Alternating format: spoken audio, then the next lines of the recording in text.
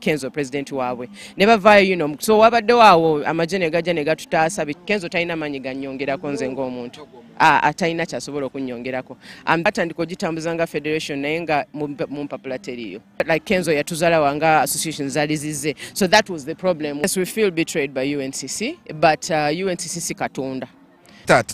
Twakulabye yesterday twawuliddeko nti mwagenzeeko okusisinkana federation novayo nokola after ne tuwulira amawulire nti mwabadde mu joinize federation but later novayo nokola post. Analyze for us a little bit post eyo gye wataddeyo.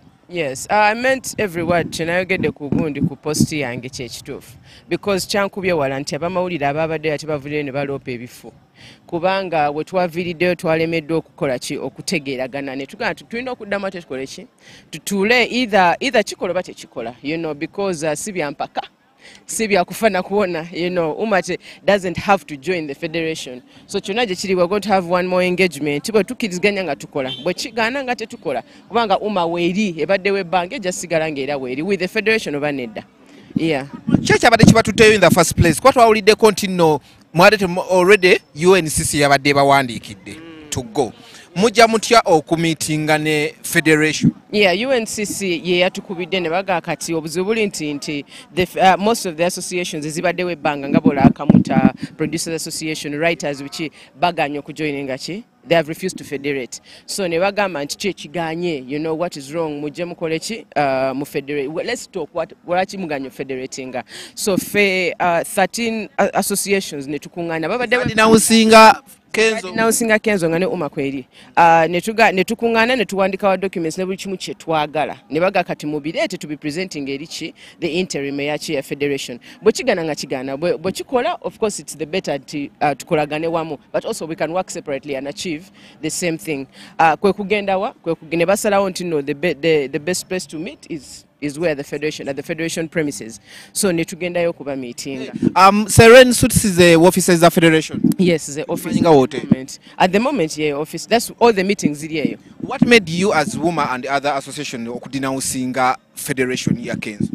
Kubanga batandika ogitambuza nga federation naye nga mu mpapula teriyo so temusobola kufederatinga n'ekintu ekita existinga legally so ne tugamba tetusobola kujoininga ekintu until nga mukoze eki muki registering legally and everything is right tulabe ne memazi zammwe tulabe federation ezekola ki then tuloke tukiyingire that's why we said that kino kye batambuza tetukirimu kati tunagenda wala bwe mwatuuseyo nga mugenze okubannyonnyola mwasanze nga already paperwork waali ekintu bakirugesalize tekiriiwo.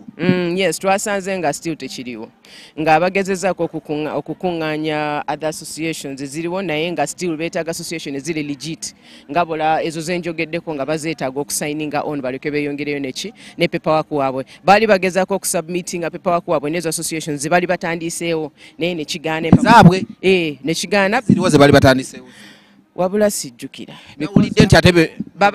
they had names which really sijjukira the association ezisinga nga ziri wano mu center and then waliyo also some classes eza ze baali bawagudde I don't know how to tell you they had clusters ze mwali mukoze mu region ezaffe ze twali tukoze mu regions nga babakubidde ne babapolota for lack of a better word ne babaconvincing ne baga nti kaba federation nga directly bave mu uma. Actually that is one of the reasons lwaki nze naddako ku bbali kuba nali sitegeera nti wano waggulu oŋŋamba nti federating eto ninako buzibu naye mabega onkuba engwala by destroying me dismantling my people gendo babulira different things kwe kugaana federating at the beginning so baze n'ezo association abaana aba uma zibatandikawo kuba bali bagala kuyingira mateeka sete ne mugenda regionals bwe twakola regional tour those classes twatandika be batandika okukubira amasimu abagamba muve mu uma muyingire mu federating directly ku gundi ku federation instead of going through uma so twatuseyo nga nabo submitting empapula but the papers nga tezimala nga beetaaga legit associations kwe kugendayo tekatuteese mpozi nga kiganye naye let's try and do it so ne tugendayo ne kigaana so we need another engagement ogezaako kwasaganya engumi evaawa tuwulira nti tutuuka wali Kenzo big guy asumulula engumi I think first of all njagala gumya abantu teri yakubye munne nobody was beaten which is a good thing but arguments zabaddewo disagreements zabaddewo ne zibeera a bit aggressive naye nga tetwatuuse point ey'okwekuba because for associations agenzeyo we felt like president wabwe yatuzalawa So Kenzo. Yes, we felt like Kenzo yatuzala wanga association zali zize. So that was the problem, was like you cannot disrespect us. You don't Sabigambo chawe bizalawa.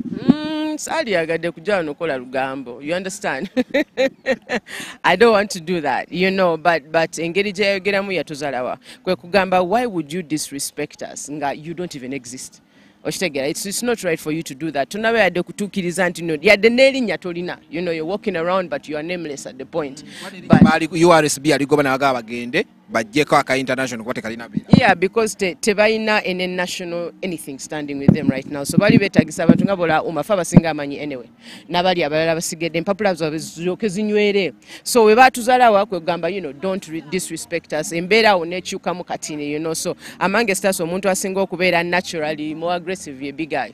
Naye ekirungi kiri nti nayimuka, you know, neyogerako ng'omusajja, you know, n'alaga ku maanyi. Wavudde abasajja basatu okwabadde Mistali, okwabadde Bruno gundi yani Bruno K ne Racing ne baagala omwambali. Bagadde, you know, of course, to defend their president. Bo ade baga ku defending Kenzo president waabwe. Ne bavaayo, you know, so wabadde waawo amagye ne gajja ne gatutaasa bikiso tewali yalwanye. That's the good point. So ne tusalawo nti omanyi kinfo ky'okwekuba naffe aba umo tukubira sereni katuve wano. Bruno K yabadde akwagaza ki? Bruno K awulira nga uma teina kuzala wa federation. Twali badde tukkiriza buli kimu kye bagamba because yagamba mbu uma failed to do what the federation is doing at the moment. Ate simunenya because he's misinformed. Okibe ebintu ebisinga tabimanyi ebiri ku ground because mu uma tabaddemu. Bye tubadde tutambuza bulijjo badde tabimanyi. So yavudde erina obusungu bungi. So abadde ayogeza obusungu because of ebintu byatamanyi, you know. So he expressed his anger and, you know, and he was very aggressive towards me. But ebyo bibaamu nabimanyi, I'm not really even angry at Bruno K at all. Nensalawo nti eno this violent situation katugiveemu. Kata kimanyi nti gwe King Hustle. Simanyi mwana yego walibuuzizza. Blood wabadde tebamanyi mu federation ky'obumanya King herself tebamanyi. It's a whole different ball game nga watuuse ku sereni. Okay, I had Eddie Kenzo tulenga akola interview n'agamba olutalo lwavudde we mwazze ne mugamba we mba mwakujoininga federation babawe ebifo. Ekyo si kituufu. It's the other way around. Kenzo yatukubira n'atu offering ebifo because yali alabye nti no waliwo ka resistance mu so n'agamba mujje tubakole ki tubawe ebifo. So kwe okuteesaganya tugambye katujje mutuwe ebifo mu ki kyennyini. You understand, because waliwo okugulawo federation nga yakuwamba ggwanga, waliwo okugulawo federation nga yabayaaye, waliwo, you understand, ebintu bingi. Kati njagala kulaba federation ekola ki kyenjagala otegeera. So give me your members, kampite mu paperwork awo wemala okulaba objectives nga zinkolera, then awo tuleke tufederating. So ekyo kyeyayogedde si kituufu n'akamu. It was the other way around. Njagala abantu bamanya nti uma yesinga amaanyi mu association zonna. Kenzo talina maanyi gannyongerako nze ng'omuntu. Atalina kyasobola okunnyongerako. I'm the only association which is national. Nze kayina abantu abasinga anyone in this country. So siraba maanyi kigaba nnyongeddeko tegaliwo. Gennoonya mbu bampe position. Eyo position teyeetagisa. I don't need it. According to Kenzo yabadde ku interview yagambye we mwazze ne mugamba we mba mutumye ebifo akakiiko mukayiwe tuddemu tulonde buto nga gwe big guy ne Jeff. No, ekyo nakyo si kituufu. Kye twakoze iza twagenze ne tugamba katuteese engeri y'okufederatinga.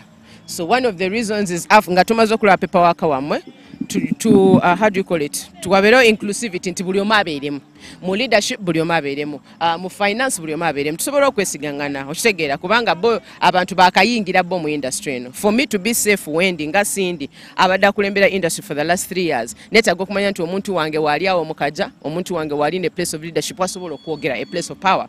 So ne tugamba katutule tuteese. It wasn't about tulwanira maanyi oba kino. Federation bwebera. A federation is a collection of leaders of associations. So the board no kubeerako ba president. That's it. That is not about fighting for power. That is what a federation is. Nti ba leader ba veri oba delegate go batadde eri afuuka yatula ku board eya federation be bakulu. Kati twali tugamba nti ekintu kyemukoze kirungi naye mukikole in the right way.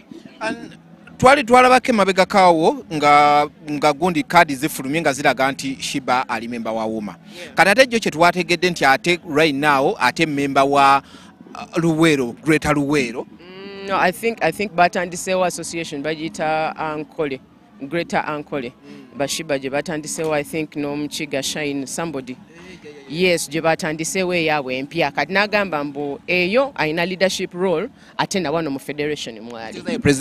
I think so. Era y'omu ku baliida abeeri akolagana ne Shine. Kuba ne Kenzo naye ali mu Greater Masaka as well. So kugamba kibuzaabuza okuba nti you are leader at federation ate weetandikiddewo your own association on the side. Kati embeera eyo nekigaana tugamba kati tuddemu tutuule tulabe, can we do this or we cannot do this. Kino kibalekawo nga abayimbi Sindi. Abayimbi tekina kye kikyusa. You're fighting every time copyright copyright ejatambula whether the federation exists or not. Copyright ejatambula because the copyright law was passed in 2006. Bino bibawogana tebiriyo. Copyright law was passed. Era president owa Uganda Museveni gwemanyi yakkiriza. You understand? Nagisigning-ako kati what we are doing is revising the law. Reviewing the law. Nti kati kino na kino kubanga amateeka ge baateekawo nti nno gwe Dias wobba oluyimba lwange. Fine eriwo tekola. Okitegeera. Fine eriwo sobola n'okunkubira nga Sindi nabbi oluyimba lw'okwata million 2 nviira by law. So twagala teekawo amateeka nti omubobba oluyimba lwange nkusiba emyaka 10 oba nkusiba emyaka 5. Omuntu atyemu music wange amuleke nsobola okukola ki omulyamu. That is what we're trying to do. Obuntu obutini nti copyright law egenda ku affecting kuva ku muyimbi mpaka ku producer ku writer buli omu. Kati obwo obuntu munda bwe tulina okuteesako si nti copyright law it was passed. The copyright law is already there. We are only revising the law and that will happen whether the federation exists or not. It will happen. Kiva kuki abamawulire ababaddewo okuvayo ne bareportinga otherwise kuba mwavuddeyo nga temukanyiza temufederatinze but amawulire ne gafuluma okuva mu bamawulire bennyini ababaddeyo ne batugamba nti mmwe mukkiriza okwegatta kuwuma okwegatta ku federation. Kyanshokinze nnyo. It really surprised me because babaddeyo nekitufu abadde bakimanyi. So neewunyiza nti bakyusizza ebigambo ne bagamba nti uma yakoze eki yakkiriza okufederating ate ng'embeera gye twaviiriddeko teyabadde nnungi n'akamu.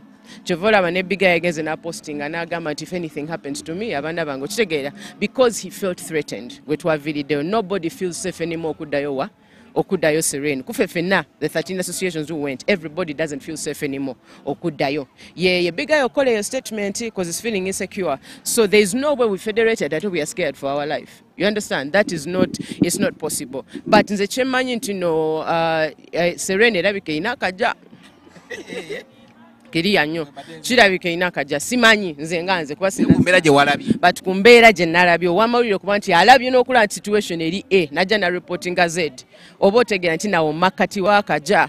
So that is just my assumption. Maybe something else. Naye nze ndowooza akajja kali Serene kuba kakyusa mind z'abantu naffe tusule okitegeera mugezeeko okubanga mwavuddeyo ne according to Ekikondde Kenzo akatambike mbadde nkuzannyira atulaga nti nno mmwe mwekka abalemeddwa okufederating but these other associations zo zakkiriza. Is it true kwenga eyabadde? Njagala manye nti buli kimu kye twogera kirina okuba mu mpapula. So if he has any proof of what he's talking about, let him prove it. Okitegeera because it's not just me. We're 13 organizations. Zonna zaaganya okufederating. Nga bwe twagenze bwe twakomyewo. Nobody said, you know what, for me nyikuyimira ne federation. Nobody. Fena twavuddeyo nga tetukanyiza ne tubaleka bo ne timu yaabwe ne associations ze babadde baforminze bo nga bo. You understand? That is what happened. It's not only UMA. Eyo narrative gye batambuza si nnungi. UMA federation ne gundi era zonna zigwa wansi wa UNCC. Yes. Don't you guys feel like you betrayed by UNCC? Yes, we feel betrayed by UNCC, but UNCC katonda. We are finding our way around UNCC. We are hoping that somebody above UNCC ajatuuliriza.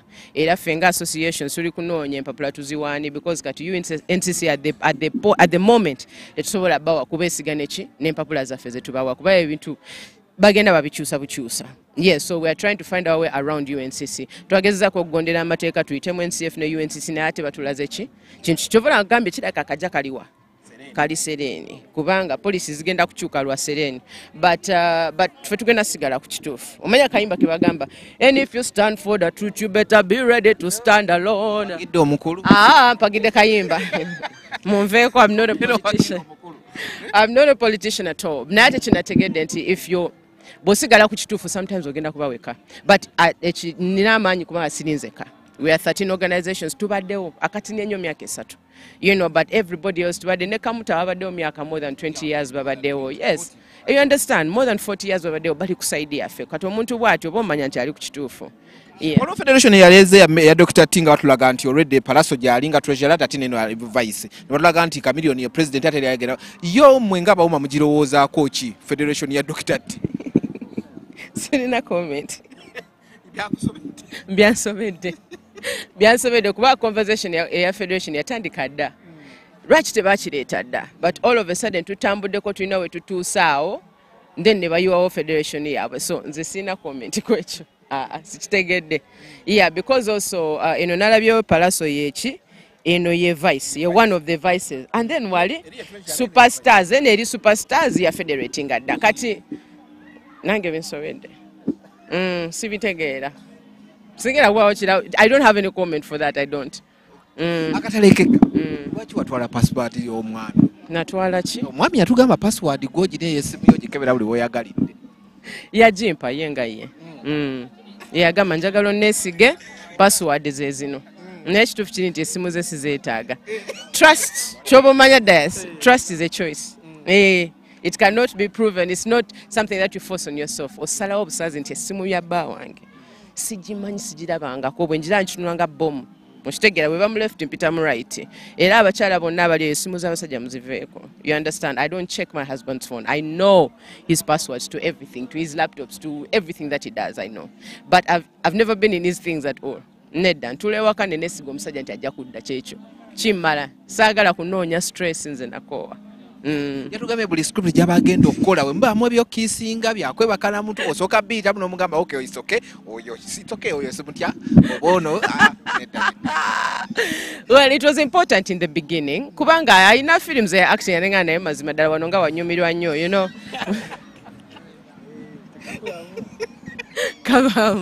So you know nalaba nti kiri safer okumbuulira nti this is going to happen ate bwambulira siba you know embeera ekendeera it's better mwesiga better kuba ngambye nti this is going to happen, I'm going to kiss this person or this is going to happen, so mbeera prepared nesinyiiga, so it's a very good way of maintaining our relationship.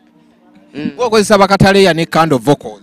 Yes, never training, and not just vocals, just performance in general. Nti okuyimba ne n'okuperforminga walinga bakatandika. Yes. Abakyalemi bakonye. Nno tewabalaba nga ntandise training awo webali walisanyuse. Kwegamba obajje wala. Mbajje wala. Awo webali they're doing a really good. Nsovuma. Batansovuma ddi. Bavumye Ereni Lukoma mbwa ayimbidde emyaka 10 talina luyimba bayimbidde emyaka 2 tugamba gwe tumanyi Sindi ye bwaba yabatendeka ayinza okuba yabateekamu kumpisa naye maama. No, I'm not like that. So if maybe omanyi kati abantu bafuuka basita mbawo obudde. Mbawe ku budde. Excitement weeri bana banene bakabi okitegeera. Kati balinamu ako. Yes, we kali. Naye kati mubaleke babeere. They are good performers, they are beautiful, musiime ekyo. Biri ebirala bijagenda mpula. Ngoma yabayise bakakyere. Amalala gajagenda. Grooming tambulidde bulungi. The last time I performed, I think, was about 5 months ago. Nga ndi lubuto, you know, nga natera okuzala when I performing. So okujja wano leero ebadde my first performance. When I tandise mbadde ntya nga namalako mwana, you know, I was nervous, I was excited, naye vibe ebadde mu room yanyambyeko. Ne tukikuba ne kiggwa. Oloto performinga mu crowd enene ngate akamalirizo okuzala. Bitiisa. Bitiisa, but it's still the king herself. You know, every day you have to come and represent. Ne rehearsals zibeerawo mbaddemu ne ka practice. Ne tusobola okutuukamu eno embeera gye mbaddemu olwaleero. Era nsuubira the other performances will even be better. Olinde omwana ono akuletuzeeko omulala. Nedda ebyo banaye najja biteesa ne Mr. Okuyo omuveeko. Tuddayo mu ndongeeza ffe eza bulijjo okutani oddemu otegeka ebifu kuba nawe tukubalya mba promoter kati. Kutegeera, yes. Yeah, tuddayo mu ndongeeza bulijjo from now. I'm back in action. The king is back. Yes, era I'm releasing oluyimba mu week 2 I'm releasing a song. So ekivulo kyaffe kya next year ukyaliwo tekiriwo. Absolutely weekiri. Tugenda cricket over. Twaligenze Namboole naye nja kuteesa.